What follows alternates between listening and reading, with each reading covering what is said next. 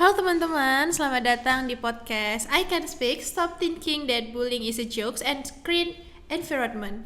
Nah, saya Michelle dan hari ini kita akan membahas topik nih yang sangat penting, yaitu bullying bersama dengan 3 teman hebat saya. Di sebelah kanan saya ada Gina, di depan saya ada Gilbert, dan di sebelahnya ada Dika. Nah, senang ya bisa bergabung di sini. Seperti yang kita ketahui ini, bullying adalah merupakan isu yang sangat dianggap remeh pada masa sekarang nih ya, karena padahal dampaknya ini bisa sangat serius nih. Orang-orang banyak berpikir bahwa bullying ini merupakan salah satu lelucon, hal-hal sepele, padahal sebenarnya bisa merusak emosional, mental, psikologis.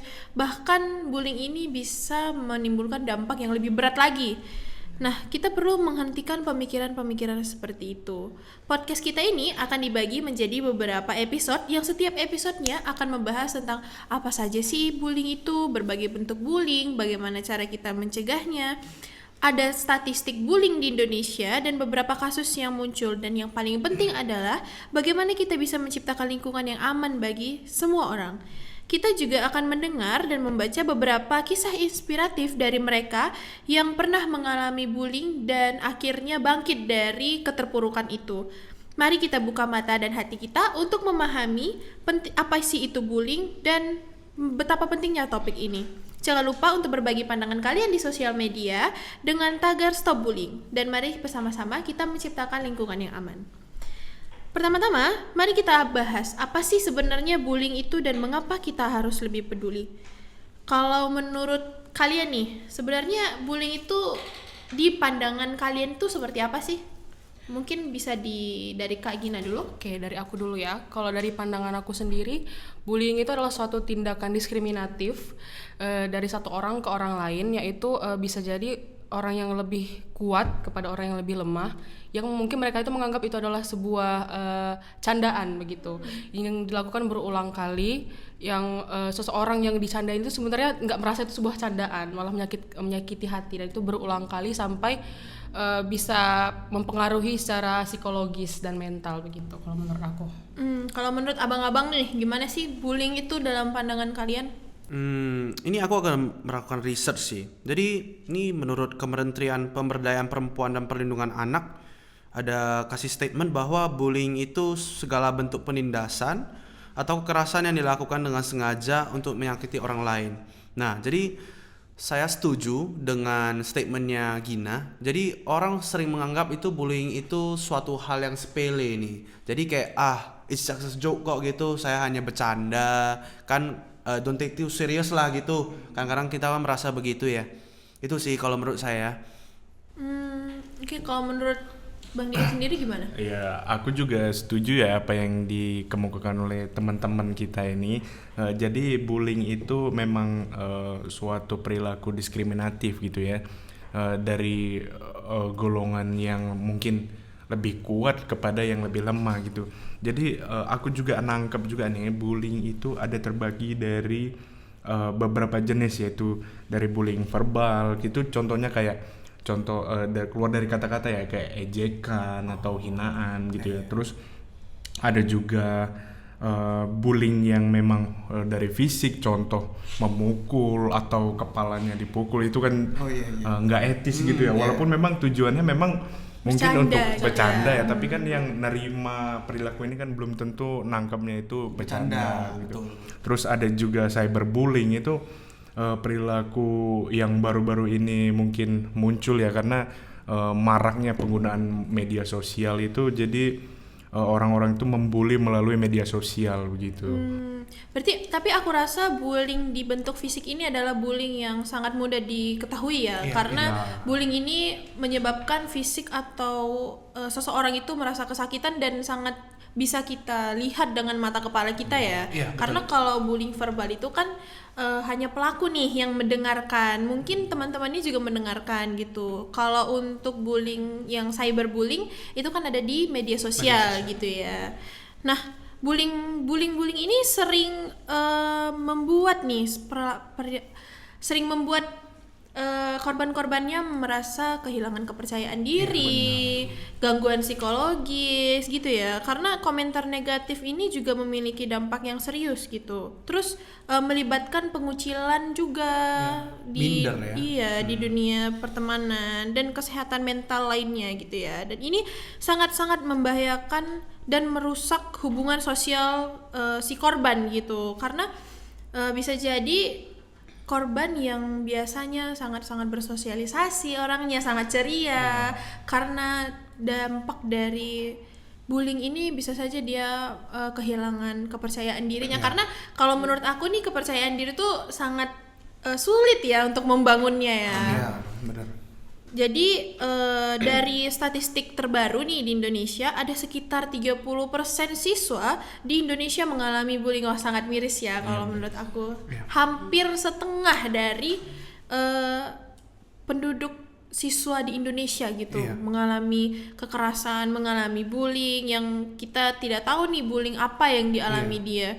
Nah, untuk dasar hukum sendiri yang melindungi korban itu di Indonesia ada Undang-Undang Dasar 1945 pasal 28B ayat 2 yang menyatakan bahwa setiap anak berhak atas perlindungan dari kekerasan dan diskriminasi. Ini kan menunjukkan bahwa bullying itu adalah pelanggaran hak asasi manusia ya, dan sangat penting untuk dipahami bahwa bullying bukan hanya masalah individu tetapi juga masalah sosial yang perlu perhatian dari kita semua. Nah, bullying ini juga memiliki konsekuensi jangka panjang bagi korban ya. Nah, dalam beberapa tahun terakhir nih, kita telah melihat banyak sekali berita mengenai kasus bullying yang berujung pada dampak tragis, termasuk dalam penghilangan nyawa sendiri atau bisa jadi kehilangan nyawa karena orang lain nih.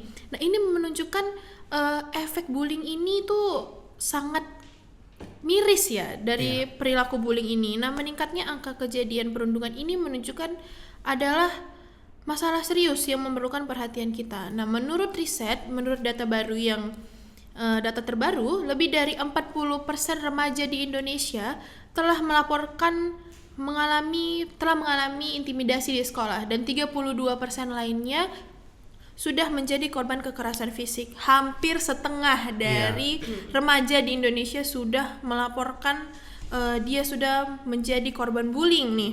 Nah, ini sangat mengkhawatirkan karena kita tuh telah melihat nih banyak dampak psikologis yang dialami korban. Kehilangan kepercayaan diri, kecemasan, bahkan depresi. Ya, kali ini kita akan membahas tentang 3 kasus yang sangat sedang marak-maraknya terjadi di Indonesia hingga menyebabkan dampak yang serius nih. Nah, ada salah satu yang paling menggegerkan publik belakangan ini ya, dari anak seorang public figure yang kita ketahui bahwa public figure ini sangat humoris ya, dan menurut kita tuh candaannya sangat-sangat menarik perhatian gitu ya. Sangat berhibur. Dan dia nih, anaknya ini telah melakukan perundungan. Kalau abang dan kakak pernah nggak mendengar kasus ini? Kalau boleh, kalau ada yang pernah mendengar, boleh dong dijabarin. Oke, mungkin aku boleh jabarin ya. Jadi aku kemarin tuh ada baca, dan kita mungkin ada juga melihat ya di viral di media sosial bahwasanya ada kasus perundungan di sekolah ternama di Indonesia ya. Itu melibatkan satu anak dari satu nama beken di Indonesia ya. Boleh nggak aku sebutin namanya? Boleh silakan. Itu Vincent Rompis. Itu anaknya kan bersekolah di salah satu sekolah gitu ya. Nah, itu anaknya itu tergabung dalam satu circle pertemanan gitu.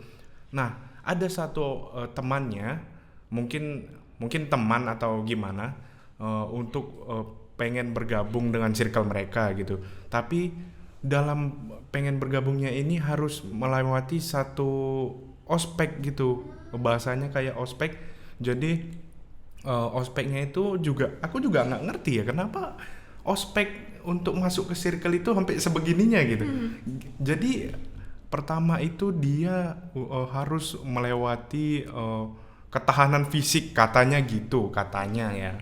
Jadi dia sampai dipukul lehernya pakai balok kayu gitu ya, sampai mungkin tangannya disundut rokok gitu. kelewatannya. Sampai sekarang aku masih nggak nyangka sih kenapa untuk masuk satu circle aja sampai harus disondot rokok gitu kan, nggak logis gitu ya. Jadi anaknya Vincent Rompis ini masuk juga dalam salah satu pelaku ini. Jadi sampai sekarang itu yang dari yang aku baca pihak kepolisian masih ngumpulin bukti, saksi yang ada juga. Dan aku baca itu saksi para pelaku ini udah juga dikenakan sanksi dari sekolah sampai drop out. Dia itu menurut aku juga salah satu langkah yang tepat memang dari sekolah untuk melakukan tindakan itu. Jadi dan yang aku baca faktanya bahwasanya dari 12 pelaku itu 8 diantaranya masih anak di bawah umur. Anak di bawah umur tapi kelakuannya udah gitu juga gimana ya gitu ya. Dari aku sih itu yang gue baca sih. Untuk kasus ini yang melibatkan anak Vincent ini benar-benar mengejutkan ya. Aku sendiri juga tidak menyangka bahwa anak seorang public figure yang begitu ceria bisa terlibat dalam kasus hal seperti ini. Vincent sendiri juga sudah memberikan pernyataan nih bahwa dia sangat berempati terhadap kejadian ini dan berharap kejadian serupa ini tidak terjadi lagi di masa-masa yang akan mendatang di sekolah tersebut maupun di sekolah lainnya. Nah, yang menarik juga bagaimana Vincent ini juga ingin menyelesaikannya secara kekeluargaan nih. Dia mendatangi, berusaha berkomunikasi dengan keluarga korban untuk menunjukkan dia ini ingin bertanggung jawab atas kelakuan anaknya gitu ya. Tapi di sisi lain juga aku merasa ada banyak tekanan nih dari publik ke keluarganya, keluarga Vincent, karena publik pasti sangat mengharapkan nih mereka ini bertindak tegas ya. Dengan adanya DO tadi dari sekolah itu menunjukkan tindakan tegas sekolah itu benar-benar tidak tidak mendukung pembulian lah gitu istilahnya. Iya, tidak kompromi dengan istilahnya dengan adanya kasus bullying itu. Dan kalau menurutku sih boleh juga untuk circle-nya itu dibubarin aja. Benar, karena dibubarin aja. Gak masuk akal circle-nya. Ya karena mungkin beberapa circle itu memang ada persyaratannya. Cuman pilihlah circle yang sehat. Iya, yang bisa bertumbuh ya di dalamnya ya. Nah, aku juga berharap semoga ini bisa menjadi pelajaran juga ya bagi semua pihak termasuk orang tua dan siswa nih untuk lebih peduli terhadap tindakan-tindakan bullying ini. Mari kita doakan semoga semua pihak bisa menemukan solusi yang terbaik dari masalah ini. Nah, kita beralih nih ke kasus berikutnya yaitu bullying yang terjadi di pondok pesantren. Ini juga merupakan kasus yang tidak asing lagi kita dengar selama ini. Nah, karena pondok pesantren itu kan sejatinya adalah merupakan tempat yang aman nih bagi anak mereka untuk menuntut ilmu, termasuk ilmu agama, apalagi dalam agama Islam gitu ya. Nah, sebagian orang tua tuh berharap anaknya ini disekolahkan di pondok pesantren adalah untuk mendalami ilmu agama, tetapi ternyata dia mengalami perundungan nih. Aku nih masih agak tidak nyangka sih bisa terjadi perundungan di pondok pesantren ini. Mungkin salah satu dari abang dan kakak bisa menjelaskan nih tentang kasus yang terjadi atau pernah mendengar tentang kasus yang ada di pondok pesantren ini. Aku pernah mendengar sih, Michi. Ada kasus yang serupa, mungkin boleh sebut di tempatnya? Boleh? Kalau nggak salah tempatnya di Jawa Timur, ada di salah satu pondok pesantren. Jadi ada salah satu santrinya lah ya, siswanya. Dia baru berumur 12 tahun nih. Jadi di umur 12 tahun itu orang ini itu sering sekali dibully. Nah, dia dibully di satu pondok pesantren. Nah, pada suatu hari ada hal yang sangat miris nih terjadi.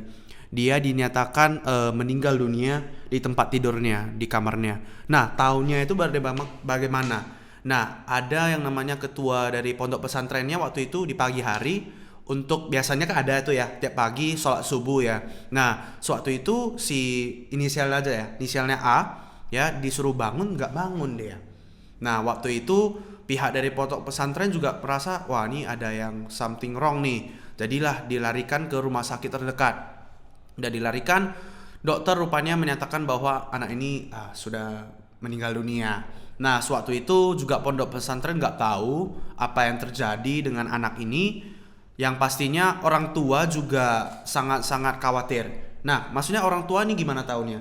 Nah, ada satu kejadian, waktu itu sebelum kejadian tersebut terjadi, si anak ini yang berinisial A tuh ada mengchat orang tuanya dari via sosial media, dibilangnya, "Pa, saya atau Oma, saya mau pulang gitu ya, mau pulang." Jadi aku merasa kayak sebenarnya dia tahu mungkin atau ada firasat lah, ada naluri gitu untuk menyuruh orang tuanya untuk menjemput dia. Tapi sayangnya selang beberapa hari sebelum orang tuanya jemput, dia sudah dipanggil pulang. Nah, hal itu yang menyebabkan orang tuanya itu kesal banget, kayak gak bisa terima lah, kayak maksudnya sangat-sangat tiba-tiba sekali. Waktu itu juga dokter udah melakukan otopsi, rupanya selain luka di tubuhnya ada luka juga di kepalanya. Jadi bisa kita simpulkan nih, kalau luka di kepala itu antara dipukul atau ya terantuk sendiri gitu ya. Iya, berarti tapi kan hal-hal ini kalau menunjukkan luka lebam di badan berarti ada suatu hal yang terjadi, ada pelaku yang melakukan. Luka tidak wajar begitu ya. Iya, betul. Mungkin pelakunya menggunakan barang-barang yang tumpul untuk mengetok kepalanya dan sebagainya. Nah, juga pihak orang tua juga aku telah membaca udah ke pihak kepolisian juga udah mulai menyelidiki kasus-kasus ini ya. Istilahnya kayak kasus ini kan sangat-sangat viral ya, terjadi di media sosial, dan ini ada diperiksa 17 orang saksi nih, termasuk juga ketua ponpesnya, termasuk juga saksinya. Nah, jadi istilahnya hal-hal ini nih yang kita harus aware yang ada di masyarakat, apalagi terjadi di instansi pendidikan. Karena di instansi pendidikan sendiri kan kita juga tahu, selain pendidikan ilmu, kita juga ada pendidikan moral. Ya, itu sih yang saya pernah dengar, Michi. Setelah kita mendengar informasi tentang bullying di pondok pesantren ini, aku jadi semakin khawatir sih. Ternyata dampaknya bisa sangat serius ya. Dan aku terkejut dengan angka yang disebutkan. Nih terlalu banyak nih saksi yang disebutkan ya, 17 saksi nih. Mungkin banyak santri selain dari Mas A ini sendiri, mungkin banyak nih santriwati atau santriwan yang mengalami bullying, tetapi dia tidak berani untuk melaporkannya ke kepala pesantrennya gitu ya. Karena mungkin seperti yang kita bahas sebelumnya, bullying ini masih dianggap sepele, masih dianggap kayak main-mainnya aja itu gitu dia. Betul. Jadi yang lebih mengkhawatirkan lagi, banyak santriwati dan santriwan yang lebih memilih untuk keluar dari pondok pesantren karena merasa tidak aman. Bahkan pondok pesantren ini kan seharusnya itu menjadi tempat yang aman ya untuk belajar, untuk berkembang, bahkan untuk mendalami ilmu agama gitu ya. Aku pikir penting nih bagi pengurus pesantren untuk lebih tegas dalam menangani kasus ini, dan juga menerapkan peraturan-peraturan yang tegas dan pengawasan yang lebih ketat lagi agar bullying seperti ini juga tidak terjadi lagi nih. Selain itu, mungkin penyuluhan tentang bullying juga bisa masuk ke pondok pesantren ya, karena seperti yang kita ketahui, penyuluhan ini banyak dilakukan hanya di sekolah umum dan universitas saja. Kalau aku sih belum pernah dengar ya penyuluhan tentang bullying atau semacamnya masuk ke pondok pesantren. Mungkin bisa lebih kita tingkatkan lagi ya, mungkin penyuluhan-penyuluhan seperti ini, dan harus juga mendorong santriwati, santriwan untuk berani melapor nih jika mereka menjadi korban kekerasan atau melihat temannya yang dibully nih. Karena kita perlu menciptakan budaya saling mendukung. Karena itu sesuai dengan podcast kita yaitu I Can Speak. Jadi jangan takut untuk melapor karena akan banyak telinga yang mendengar kalian untuk lebih melindungi juga kalian dari korban-korban bullying ini. Oke, selanjutnya kita membahas tentang kasus mahasiswa kedokteran Dr. Aulia Risma yang berkuliah di Undip. Nah, dari kasus Dr. Aulia Risma ini yang aku baca ini sangat tragis ya. Aku masih tidak percaya sih bahwa bullying bisa berujung pada bunuh diri. Ini benar-benar menunjukkan betapa seriusnya nih dampak dari perundungan tersebut. Mungkin Kak Gina bisa menjelaskan tentang kasus ini? Aku ceritakan kronologinya sedikit. Jadi korban ini bernama Aulia Risma, merupakan salah satu mahasiswi PPDS anestesi begitu di universitas terkemuka lah di universitas di Ponorogo begitu. Jadi kronologinya korban ini ditemukan di kamar kosnya dalam kondisi sudah tidak bernyawa dengan badannya sudah membiru begitu. Dan yang diakibatkan oleh overdosis obat Troculux, yaitu obat anestesi. Jadi menyuntikkan diri sendiri sebagai bunuh dirinya seperti itu gitu. Lalu sebelumnya korban menulis di buku hariannya bahwa ia tidak kuat menghadapi tekanan dan perlakuan tidak manusiawi yang diterimanya selama menjalani pendidikan dokter spesialis. Seperti bekerja selama lebih dari selama 24 jam lebih tidak berhenti non-stop, bahkan tuh pekerjaan-pekerjaan di luar daripada PPDS itu sendiri gitu. Di luar job test ya. Iya benar. Yang dia mengatakan kayak seperti dijadikan pembantu yang tidak berhubungan dengan PPDS hingga berkaitan dengan uang, adanya pemerasan. Telah didapatkan juga informasi berupa voice note dari korban yang menyeratkan bahwa ia dilakukan perundungan, pemerasan, eksploitasi yang dilakukan oleh dokter senior. Jadi senioritas di kedokteran ini masih kuat sekali, sangat tinggi. Dalam voice note itu Kak Aulia Risma ini berkata, setiap aku bangun tidur badannya sakit, mau minum itu susah, bahkan mau ke kantin gitu, mau minum itu susah, harus menitip gitu karena nggak ada waktu untuk bahkan ke kantin untuk beli air. Lalu pokoknya kata dia itu kacau lah sistem pendidikannya di PPDS itu begitu. Lalu yang sangat disayangkan ketika Kemenkes itu masih menyelidiki kasus ini, memang Kemenkes bilang ini ada kaitannya dengan pembulian, tapi Undip sendiri langsung menyatakan pendapatnya bahwa ini adalah masalah kesehatan, padahal belum selesai, belum tuntas di Kemenkes. Itu sih yang disayangkan begitu Kak. Iya, begitu.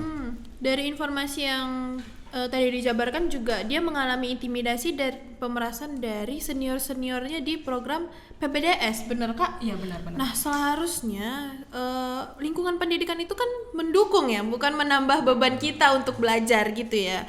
Dan yang lebih mengecewakan adalah ketika keluarganya sudah melaporkan masalah ini ke pihak kampus, tapi tidak ada itikat baik dan tidak ada tindakan nih yang diambil dari pihak kampus. Ini juga menunjukkan adanya kegagalan sistemik dalam menangani bullying ini. Bahkan tadi Kak Gina sempat mengatakan bahwa kampus itu tidak menyatakan bahwa ini merupakan kasus bullying. Tapi setelah diselidiki lagi, bahwa dekan fakultas dan pihak rumah sakit sudah mengakui adanya bullying dan meminta maaf. Tapi permintaan maaf aja menurut kita tidak cukup. Tidak cukup. Karena ini sudah menyebabkan orang tua kehilangan anaknya dan seseorang kehilangan nyawanya gitu ya. Jadi menurut aku mereka tuh harus melakukan perubahan nyata untuk mencegah hal ini terjadi lagi. Lebih tegas ya. Iya benar. Dan yang harus kita ingat bahwa ini bukan hanya tentang almarhumah Dr. Aulia saja. Ada kemungkinan banyak korban lain, mungkin teman-teman Dr. Aulia juga mengalami hal yang serupa, tapi tidak berani untuk berbicara karena mereka masih dalam pendidikan dokter gitu ya.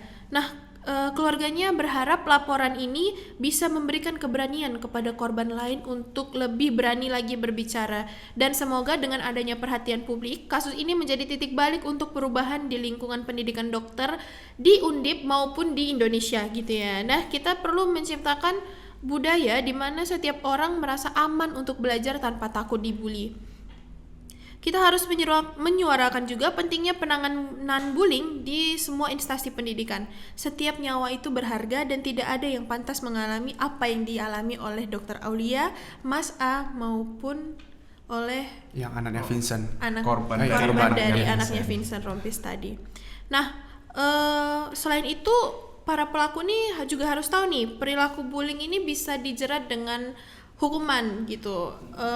Boleh Bang Dika mungkin menjelaskan hukuman-hukuman apa gitu? Ya mungkin dari pesan saya para pelaku itu harus berhati-hati ya, karena ada hukum yang mengatur, contohnya di pasal 76C Undang-Undang Nomor 35 Tahun 2014 tentang perlindungan anak, yaitu melarang setiap orang menempatkan, membuatkan, melakukan, menyuruh melakukan atau turut serta melakukan kekerasan terhadap anak dapat dipidana dengan pidana penjara paling lama 3 tahun 6 bulan atau denda paling banyak 72 juta.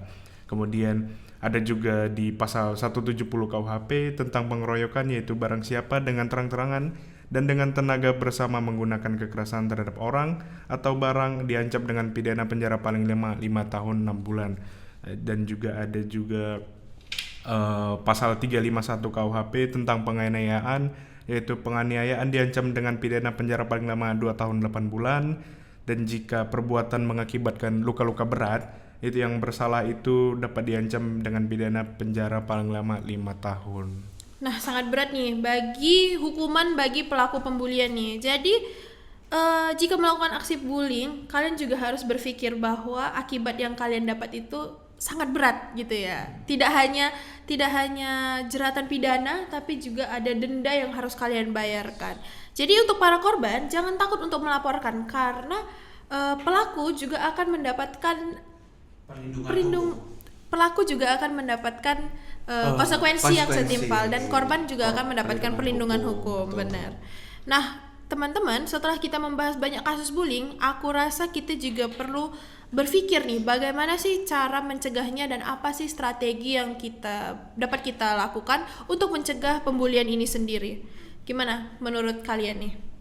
Kalau dari aku sendiri, apalagi di instansi pendidikan gitu ya, kan instansi pendidikan ini kayak anak tangga pertama untuk kita, contohnya seperti SD gitu ya, anak tangga pertama untuk pencegahan pembulian. Menurutku harus diadakan mata pelajaran khusus untuk membentuk moral dan karakter, karena pembulian ini sendiri terjadi karena adanya kerusakan dari sistem moral dari seseorang. Jadi menurutku itu penting sih untuk ada lagi pembelajaran seperti itu. Iya, aku juga setuju sih sama apa yang dibilang Gina. Selain itu juga kita penting untuk ngelibatin orang tua dalam proses ini. Jadi kita bisa ngadain pertemuan dengan orang tua gitu untuk jelasin tentang bully, terus gimana cara nanganin bully gitu. Kalau saya rasa sih penting juga selain yang orang tua itu ada dosen dan guru. Karena menurut saya kita menghabiskan waktu kita dari SD sampai SMA aja udah 12 tahun kita berada di pihak sekolah. Nah, istilahnya kan seringkali kita dengar guru adalah orang tua kedua kita pasti kita sekolah. Nah, jadi saya merasa guru juga itu perlu dibekali dengan yang namanya pendidikan moral agar dia bisa mengajarkan kepada siswa-siswinya agar siswa-siswi yang dihasilkan itu bisa menjadi satu orang yang baik dan benar. Jadi isiannya hal perundungan ini jadi gak pernah didengar kalau bisa. Nah, jangan pernah terjadi, karena saya merasa, saya pernah baca anak-anak itu sesudah dilepas ke sekolah itu kebanyakan belajar dari gurunya. Role modelnya itu guru. Mungkin sewaktu sebelum sekolah role modelnya itu orang tua, tapi sewaktu dia besar, beranjak dewasa, role modelnya itu guru. Jadi kalau seseorang guru itu mendapatkan kualitas yang bagus, mendapatkan training-training yang bagus, saya yakin dan percaya anak-anak di Indonesia itu semua akan bagus sih. Itu sih, jadi menurut saya sangat penting sekali peran guru dan dosen ini. Dan mungkin mereka juga bisa menjadi mediator gitu ya dalam konflik-konflik seperti ini, dan dilatih untuk mengenali tanda-tanda bullying dan bagaimana cara menanganinya gitu kali ya. Nah, selain itu menurut saya kita juga bisa membentuk kelompok dukungan nih di sekolah maupun kampus, di mana siswa atau mahasiswa bisa berbagi pengalaman mereka dan saling mendukung nih. Ini bisa menciptakan rasa kebersamaan. Nah, di universitas kita, salah satunya di Fakultas Hukum, kita sudah menyediakan wadah untuk tempat kalian berbagi pengalaman-pengalaman tidak menyenangkan kalian, yaitu bernama PPDH atau Perlindungan Perempuan dan Hukum. Di situ kalian bisa menceritakan apa saja yang kalian alami, misalnya perundungan, pelecehan, atau bahkan hal-hal yang tidak mengenakan yang kalian alami. Itu adalah satu wadah yang tidak akan membocorkan identitas kalian. Rahasia ya. Iya, jadi identitas kalian merupakan rahasia hanya pihak PPDH saja. Dan kami akan membantu kalian dalam mengatasi masalah kalian itu. Jadi kalau misalnya kalian mengalami, khususnya Fakultas Hukum yang mengalami perundungan, pelecehan atau kejadian tidak mengenakan, kalian bisa email di bawah ini dan kalian bisa bercerita seluas mungkin, dan kami percaya kami tidak akan membocorkan ya? identitas kalian, bahkan membocorkan masalah aja, kalian iya. gitu loh. Nama aja gak dibocorkan Jadi ya. intinya PPDH ini untuk mensupport ya. Untuk Ya. mensupport segala bidang gitu loh, Ya. untuk mensupport semua mahasiswa, tidak hanya perempuan, Ya. tapi laki-laki juga akan disupport gitu ya. Nah, selanjutnya kita bisa mengadakan program mentoring di mana senior membimbing junior, karena senior banyak nih, senior di kampus nih kan banyak nih yang terkenal apa-apa Bang Kak gitu ya, Iya, apa-apa Bang Kak tolong dong gitu ya. Jadi tapi banyak juga nih senior yang tidak suka nih sama juniornya Iya, gitu ya. Jadi ini juga bisa membantu mereka menciptakan hubungan yang lebih baik lagi antar angkatan dan mengurangi resiko pembulian. Nah, ada beberapa kasus cerita inspiratif Oke. yang pengalaman pahit yang justru memotivasi mereka untuk bangkit lagi nih dari perundungan sehingga mereka bisa menjadi hebat dan sukses nih. Oke. Nah, kalau dari aku ada salah satu seorang wanita yang sekarang berkuliah di Fakultas Psikologi UGM setelah mengalami perundungan saat SMP. Nah, keren ya, karena psikologi UGM nih, dia berkuliah di psikologi setelah dia mengalami perundungan. Nah, jadi dia tuh mengaku bahwa pengalaman pahit itu justru memotivasinya untuk membantu orang lain. Dia ingin menjadi konselor agar bisa mendukung anak-anak yang mengalami hal serupa gitu, Mulia seperti banget ya. dirinya sendiri. Nah, di tahap wawancara yang dilakukan, dia menjelaskan bahwa pengalamannya sebagai korban bullying adalah alasan dia untuk memilih jurusan psikologi. Luar biasa ya. Jadi dia mengubah pengalaman negatif menjadi motivasi positif nih. Nah, ada kisah lain nggak kalau dari abang dan kakak nih? Kalau dari aku sih kemarin ada baca ya seorang siswa itu udah dibully mulai dari SD sampai dengan SMA. Wow, lama banget. Dikatain culun gitu ya, kutu buku begitu. Terus dia tidak menghiraukan itu, malah justru itu menjadi pembakar semangat dia untuk terus belajar sampai tujuan dia itu, sampai dia yang saya baca itu sampai mendapatkan 2 beasiswa ke Eropa. 2 beasiswa Bayangin, sekaligus. berkat kata culun itu jadi motivasi dia gitu ya, keren ya. Jadi pengalaman-pengalaman yang melekat di kepalanya itu menjadi motivasi dia gitu untuk menjadi yang lebih baik gitu. Kisah ini juga memberikan banyak harapan ya. Mereka menunjukkan bahwa dengan ketekunan, dukungan yang tepat, mereka tuh bisa bangkit dari keterpurukan. Sebenarnya kata-kata negatif itu bisa menjadi motivasi untuk kita. Tetapi tak jarang kata-kata negatif itu malah menurunkan kepercayaan diri kita.